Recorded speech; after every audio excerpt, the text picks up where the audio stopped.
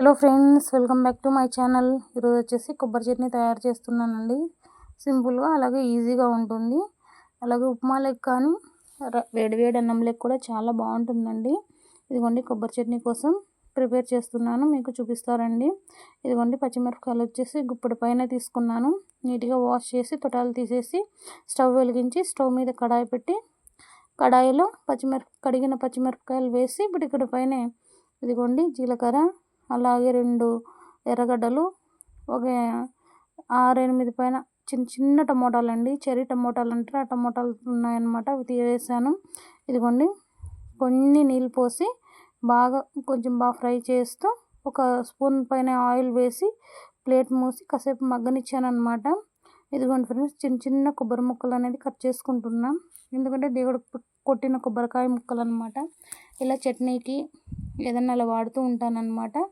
ఇదిగోండి ఫ్రెండ్స్, ఇలా చిన్న చిన్న ముక్కలు కట్ చేసుకుంటే మనం రోట్లో దంచుకోవడానికి ఈజీగా ఉంటుంది కదా. ఇది ఎందుకంటే రోటి పచ్చడి అనేది చేస్తున్నానండి. మిక్సీకి వేసిన చిన్న చిన్న కట్ చేసుకుంటేనే కొంచెం తొందరగా అనేది మెదుగుతుంది. ఇదిగోండి అక్కడ ఒకవైపు మగ్గుతూనే ఉంది, ఒకవైపు చిన్న చిన్న ముక్కలు అనేది కట్ చేసుకున్నాను. ఒక ప్యాన్ కింద పెట్టేసుకొని చల్లార్చుకున్న తర్వాత మనము రోటి దగ్గరికి వెళ్ళేసి, అంటే రోల్ క్లీన్ చేసి పెట్టేసుకుంటున్నాం కదా, చిన్న చిన్న ముక్కలు అనేది కొబ్బరి ముక్కలు దంచుకుంటూ అలాగే రుబ్బుకుంటూ కొంచెం ఉప్పు వేసుకొని రుచికి తగ్గట్టుగా చూసుకొని వేసుకుందామని కొంచెం వేసుకున్నానండి. మళ్ళీ చూసుకొని వేసుకుందాం అనేసి కొంచెం చూసుకుంటూ, అలాగే గుండు ఉంటుంది కదా, రుబ్బడి గుండు అంటారు, ఆ రుబ్బడి గుండుతో రుబ్బుకుంటున్నాను అనమాట కొబ్బరి చట్నీ అనేది. ఇదిగోండి ఫ్రెండ్స్, ఇలా మనం కొంచెం కష్టపడితే ఒక 1/2 అవర్లో కమ్మగా తినడానికి కొబ్బరి చట్నీ రెడీ అవుతుంది. ఇదిగోండి మెత్తగా అయిపోయింది. పక్క పెట్టేసి పచ్చిమిరపకాయలన్నీ ఒక్కొక్కటి ఏరేసుకుంటున్నాను. పచ్చిమిరపకాయలు కూడా బాగా నూరేసుకుంటే మళ్ళీ టమోటాలు అలాగే ఎల్లిపాయలు అనేది తొందరగా అనేది రుబ్బుకోవడానికి ఈజీగా ఉంటుంది. లేకుంటే కొంచెం కచ్చపచ్చగా ఎక్కువగా ఉంటాయి కాబట్టి పచ్చిమిరపకాయలు కొంచెం మెత్తగా అయిపోయేంత వరకు బాగా రుబ్బుకోవాలి. రుబ్బుకుంటేనే బాగుంటుంది.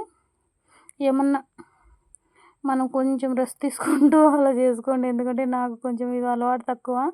ఎందుకంటే రోకలి బండితోనే ఎక్కువ దంచుకుంటాను. ఇది మా ఆయన స్పెషల్ అనమాట, ఎందుకంటే మా ఆయనకి ఇట్లా ఇష్టము.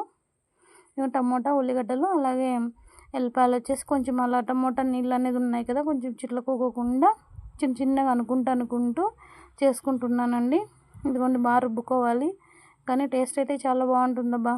నిజం చెప్పాలంటే మిక్సీలో దానికంటేను రోట్లో నూరుకున్న దాంట్లో కానీ లేదా రోట్లో రుబ్బుకున్న దాంట్లో కానీ చాలా బాగుంటుంది. ఇడ్లీలకు కానీ రైస్లకు కానీ చాలా బాగుంటుంది. ఇదిగోండి పచ్చడి అయితే రెడీ అయిపోయింది.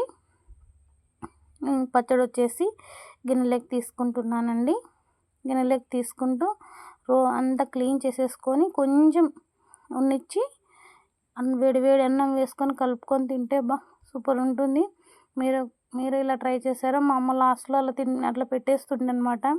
సో నాకు అందుకు కొంచెం అలవాటు అనేది ఉంది. ఇట్లా అన్నం ఉన్నప్పుడు కొంచెం కలిపేసి ప్లేట్లో తీసేసుకొని పక్కకు వచ్చి తింటే చాలా బాగుంటుంది. అలాగే రోల్ క్లీన్ చేసుకోవాలండి, ఎందుకంటే గౌరమ్మ కదా, రోల్ క్లీన్ చేసుకొని పెట్టేసుకోవాలన్నమాట. ఇదిగోండి ఫ్రెండ్స్, వేడి అన్నము అలాగే కొబ్బరి పచ్చడి రెడీ. మనం హ్యాపీగా తినేయచ్చు. మీరేం చేసుకున్నారండి ఈరోజు? మా ఇంట్లో వచ్చేసి కొబ్బరి చట్నీ మాత్రమే, పెరుగన్నం. Thank you so much. Bye.